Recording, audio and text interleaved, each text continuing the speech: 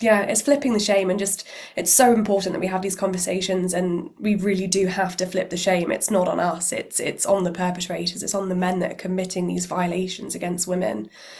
And again, like as you mentioned about the drug facilitation when it comes to rape, that was also the more plausible option in my case. And even a sleep specialist had said to me recently that he didn't necessarily think I had sexsomnia. It's more plausible that I had been drug raped essentially, and it was something that was completely dismissed by the CPS. And it's just so incredibly frustrating because it is obviously the more plausible option. And as you said, it could have sexsomnia could have quite easily been the perpetrator in Giselle's case. Her husband could have claimed that as well. Like it's just such a slippery slope, these kind of lines of defense. And that's also another reason, again, I wanted to speak out about the whole sexomnia side of things because it could be the next rough sex defence. It could be so easily claimed, and such little information is known, and the legalities and how the CPS are dealing with it. It's very, it's a slippery slope, I think. And I'm even seeing on like solicitors, defence solicitors' websites, almost glorified web pages claiming it to be a bit of a get out of jail free card. And it's just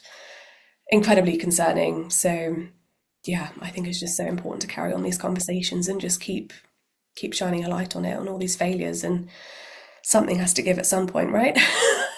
Well, we reach a tipping point, and you really hope that it does, that there is change. And I think the Observer did an analysis looking at 80 cases in 30 years, 51 in the past decade where sexsomnia was alleged, and 8 in the past year. So there has been this steep increase of this being used as a defense, and that is the concern. And what we saw with you can't consent to that, with the rapes where and murders where defendants said that she consented to it, we saw sharp increases. The Grace Mullane case, where there had been successful cases at trial for the defendants, i.e. them being acquitted, others were then using that as their defense and again being successful. And it really is very alarming.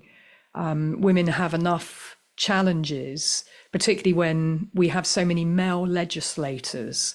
And, that for me, male legislators, because we live in the patriarchy, it's men who have created the laws for men to protect men.